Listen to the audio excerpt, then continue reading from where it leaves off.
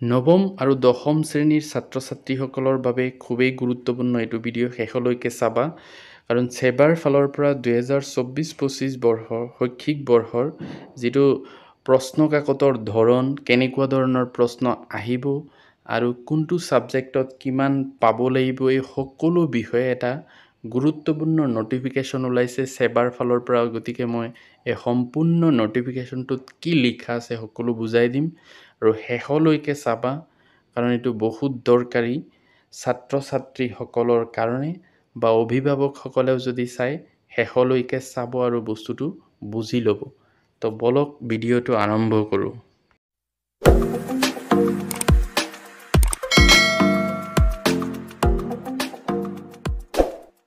মৰমৰ ছাত্ৰ ছাত্ৰীসকল তো সেবাৰ ফালৰ পৰা ওলোৱা নটিফিকেশ্যনটো এনেকুৱা board of secondary education dated Guwahati the 26th April 2024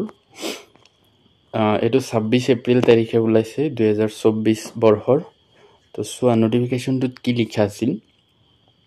in continuation of the office notification number SEBA/AB/notify/06/2018/62 date 27th February 2024 and number SEBA/AB/notify/06/2028/63 date 12th March 2024 published in the academic calendar 2024-25. This is for information of all concerned that some changes regarding examination under Board of Secondary Education has been decided for the academic session 2024-25. তো আগত যি দুটা notification দি আছে এটাৰ মতে academic calendar ওলাইছে তো হেইটোৰ লগত এই বস্তুটো জড়িত এতিয়া যিখিনি পৰিৱৰ্তন ইয়াত লিখিছে এইখিনি আৰু এই পৰিৱৰ্তনখিনি 2024-25 বৰ্ষৰ কাৰণে প্ৰযোজ্য হ'ব অৰ্থাৎ এতিয়াৰ পৰা তো এক নম্বৰটো কি লিখিছে The Board of Secondary Education Assam has decided to introduce a new elective subject to impart education on artificial intelligence and robotics from the academic session 2024-25 in the class 9 and from academic session 2025-26 in class 10. The textbook can be accessed by any of the following ways. ইয়াত লিখিছে যে সেবাই 2024-25 বৰ্ষত class 9ৰ কাৰণে artificial intelligence আৰু robotics তো এইটো অসমীয়াত হ'ব কৃত্ৰিম বুদ্ধিমত্তা আৰু ৰবটিক্স এনেকুৱা এটা সাবজেক্ট তেওঁলোকে দিব ইলেক্টিভ সাবজেক্ট ধৰক যে হিন্দী এৰাবিক বা অন্যান্য যিবিলাক ইলেক্টিভ সাবজেক্ট থাকে এইবিলাকৰ হলনি এটো ল'ব পাৰিব আৰু এই সাবজেক্টৰ কাৰণে 25-26 বৰ্ষত অৰ্থাৎ এই বছৰ নহয় অহা বছৰ ক্লাছ 10ৰ কাৰণে পৰীক্ষাটো হ'ব আৰু এই সাবজেক্টৰ টেক্সট বুকটো এই তলত দি আছে ওয়েবসাইটত পাব তো the PDF version of the textbooks is available in the official website SEBA www.sebaonline.org in the textbook section তো এই আৰ্টিফিচিয়েল ইন্টেলিজেন্স আৰু ৰবটিক্সৰ যেটো কিতাপ এটো সেবাৰ ওয়েবসাইটত sebaonline.org ৰ টেক্সটবুক সেকশনত পাই যাব The textbook can be also downloaded from the link https://techcbsc.com artificial intelligence ebook free for CBSE 9 10 11 12 তো এটো এই ওয়েবসাইটৰ পৰা বা এই লিংকৰ পৰা এইখিনি টাইপ কৰি সাৰ্চ কৰিলে Google Chrome গৈ তেতিয়া এই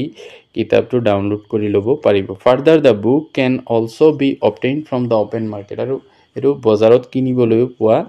যায় The practical marks of all vocational subjects artificial intelligence and robotics government designing woodcraft music dance yoga and physical education fine art home science weaving and textile design and all subjects under NSQF shall be 50% from the academic session 2024-25 তো ইয়াত যিকেইটা subject উল্লেখ কৰিছে আটাইকেইটা subject অহা বছৰ অৰ্থাৎ এই বছৰ 24 গৈ পেলাই 25 বৰ্ষত যেটো ফাইনাল এক্সাম হ'ব SSLC তাতে 50% মাৰ্ক প্ৰ্যাকটিক্যালত থাকিব আৰু 50% থিওৰি এই গুটেকেটা সাবজেক্ট আগতে যদি বেছি আছিল প্ৰ্যাকটিক্যাল মাৰ্ক কিন্তু এতিয়াৰ পৰা 50% থাকিব The practical marks of computer science and commerce will be 30% as before আৰু কম্পিউটাৰ সায়েন্স বা কমাৰ্চৰ ক্ষেত্ৰত প্ৰেক্টিকেল পৰীক্ষাৰ নম্বৰটো 30% থাকিব অৰ্থাৎ 30 থাকিব এৰ ভিতৰত District level internal examination committee will conduct the practical exam for all the subjects, that is artificial intelligence and robotics, government designing, woodcraft, music, dance, yoga and physical education, computer science, commerce, fine art, home science, webbing and textile design and all the subjects under NSQF for both classes 9 and also for final board of exam of class 10 2025. The system of taking practical exam at the center level is abolished. The students must pass the practical examination separately. এতিয়াৰ পৰা practical এক্সামবিলাক class 9ৰ কাৰণেই হওক বা class 10ৰ কাৰণেই হওক যিসকলে 2025ত final দিব সকলোৰে প্ৰেক্টিকেল পৰীক্ষাবোৰ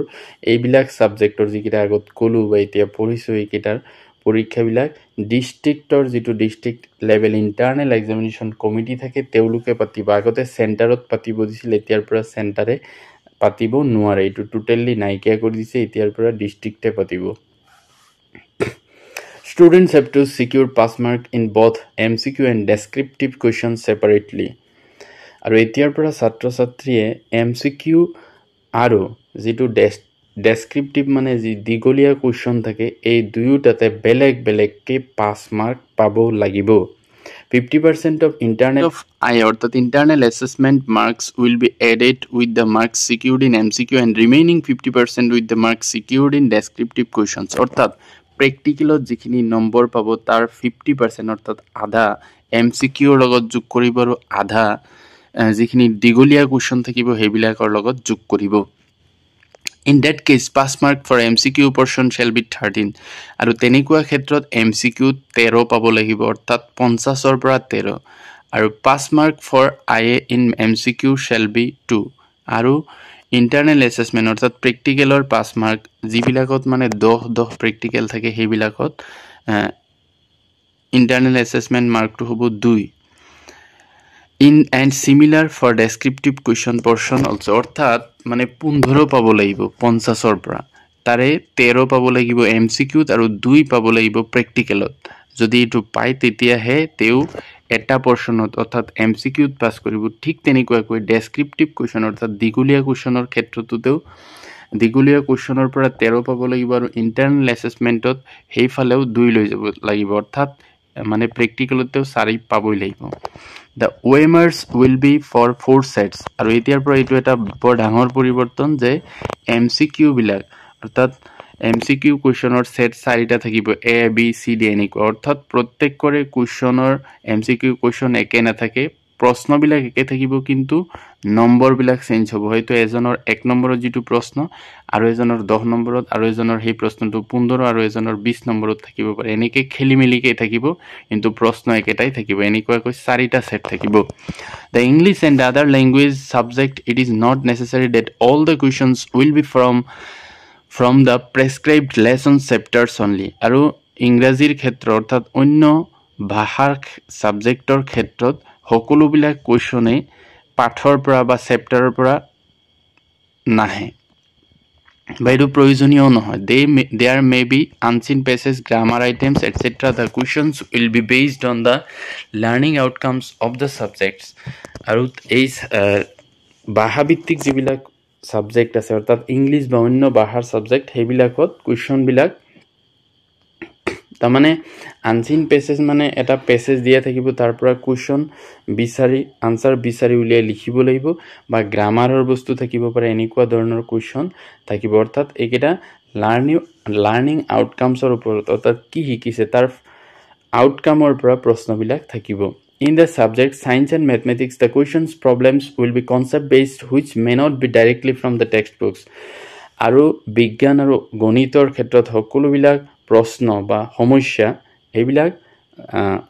ধাৰণা ভিত্তিক হ'ব অৰ্থাৎ কনসেপ্ট ভিত্তিক যেতে কি শিকিলে হেবিলাকৰ ওপৰত থাকিব আৰু এইবিলাক ডাইৰেক্ট কিতাপৰ পৰা নাহে which may not be directly from the textbooks যিবিলাক ডাইৰেক্ট অৰ্থাৎ একদম কিতাপৰ প্ৰশ্ন ডাইৰেক্টলি নিদিয়ে Even questions from examples and references may be included in the question papers অর্থাৎ তাতে উদাহৰণ বা অন্যান্য ৰেফাৰেন্স মানে একে ধৰণৰে বেলেগ কুৱেশ্যন থাকিব পাৰে in some cases the MCQ may be warrant summations and calculations also অৰ্থাৎ তাতে কিছুমান প্ৰমাণ ভিত্তিক বা হাৰাংশৰ পৰা বা ক্যালকুলেশন অৰ্থাৎ গণনা এনেকুৱা ধৰণৰ প্ৰশ্নও থাকিব কোনবিলাকৰ ক্ষেত্ৰত বিজ্ঞান আৰু গণিতৰ ক্ষেত্ৰত the questions will be based on the learning outcomes of the content of the subject অৰ্থাৎ প্ৰশ্নবিলাক মানে যি শিকিলে তাৰ পৰা কি শিকিলে সেইবিলাকৰ ওপৰত থাকিব আৰু এই বিষয়টো একেটা বিষয়ৰে থাকিব কিন্তু যে তাৰ পৰা কি শিকিলে তেনেকুৱা ধৰণৰ প্ৰশ্ন থাকিব In the subject social science, the patterns of questions will also be concept-based as per guidelines of NEP 2020. The questions will be based on the learning outcomes of the content of the subjects. অর্থাৎ সমাজ বিজ্ঞানৰ ক্ষেত্ৰত social scienceৰ ক্ষেত্ৰত প্ৰশ্নৰ যেটো ধৰণ এটো থাকিব মানে ধাৰণাৰ ওপৰত ভিত্তি কৰি কনসেপ্টৰ ওপৰত ভিত্তি কৰি যেটো NEP গাইডলাইন মতে আছে তাৰপিছতো এইখিনিয়ে লিখিছে the questions will be based on the learning outcomes of the content of the subject patterns of questions of other subjects including the vocational subjects will also be changed as per guidelines of NEP 2020 অর্থাৎ অন্য যিবিলাক বিষয় আছে vocational subject বা বৃত্তিমুখী বিষয় সেইবিলাকো NEP ৰ guideline মতে কোৱেশ্যনৰ প্যাটাৰ্নটো কি হ'ব পৰিৱৰ্তন হ'ব For reference of the teachers as well as students, the sample question papers as per the guidelines of NEP 2020 for the subject Mathematics and Science for class 10 are uploaded board's website. শিক্ষকসকলৰ সুবিধাৰ বাবে অংক আৰু বিজ্ঞানৰ 2020 NEP ৰ মতে কিছুমান sample question paper নমুনা প্ৰশ্ন কাকত এই সেবাৰ যেটো ওয়েবসাইট তাতে আপলোড দিয়া হ'ব All the educational institutions will go through the sample question papers for the purpose of imparting education. অর্থাৎ সকলোবিলাক শৈক্ষিক প্ৰতিষ্ঠানে এই শিক্ষা দিয়াৰ ক্ষেত্ৰত এই নমুনা প্ৰশ্ন কাকতবোৰক আৰ্হি হিচাপে লৈ পাঠদান দিব লাগিব The internal examiner will follow the pattern of sample question papers in the internal examination such as unit test, half yearly and pre-board exam. আৰু যিবিলাক ইন্টাৰনাল এক্সামিনাৰ আছে অৰ্থাৎ ধৰক প্ৰত্যেক জিলাৰ যেটো বোৰ্ড আছে তেওঁলোকে এই স্যাম্পল কোৱেশ্যনৰ প্যাটাৰ্ন মতে প্ৰশ্নবিলাক সেট কৰিব লাগিব ইউনিট টেষ্টে হোক হাফ ইয়াৰলি হোক বা প্ৰি board exam হোক the same pattern can be used the examination for class 9 also আৰু নৱম শ্ৰেণীৰ পৰীক্ষাৰ ক্ষেত্ৰতো একে প্যাটাৰ্ন ব্যৱহাৰ কৰিব লাগিব the questions should not be same as shown in the sample question papers only the pattern should be followed কিন্তু প্ৰশ্নবিলাক স্যাম্পল কোৱেশ্যন পেপাৰত যিখিনি থাকিব সেইবিলাকে যাতে পৰীক্ষাত নিদিয়ে খালি তেনেকুৱা ধৰণৰ কোৱেশ্যন দিব লাগিব To impart quality education, teachers energize resource manual of the subjects Mathematics and Science will be sent to every school affiliated to SEBA and a training of master trainer shall be provided by SEBA in the month of May 2024. বিজ্ঞান আৰু অংক শিক্ষা দিয়াৰ ক্ষেত্ৰত সেবাৰ যেটো teachers energise resource ম্যানুৱেল বুলি এটা কিতাপ আছে হেতু যাতে শিক্ষকসকলে পঢ়ে আৰু হেইমতে পাঠদান দিয়ে আৰু লগতে তেওঁলোকক অংক আৰু বিজ্ঞানৰ ক্ষেত্ৰত ট্ৰেইনিং দিয়া হ'ব মে মাহত 2024 ত all concerned will follow the provisions of this notification scrupulously গতিকে এই নোটিফিকেশনটোক সকলোৱে মানি চলিবলৈ আদেশ দিয়া হৈছে এটো আছিল সেবাৰ ফালৰ পৰা গুৰুত্বপূৰ্ণ নোটিফিকেশন থ্যাংক ইউ